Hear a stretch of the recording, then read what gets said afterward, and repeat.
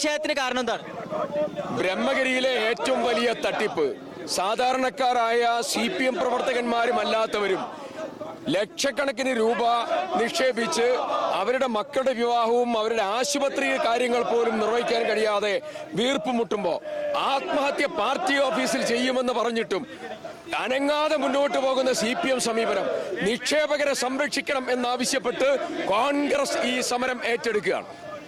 തുടർന്ന് എന്തായിരിക്കും കോൺഗ്രസിന്റെ നടപടി?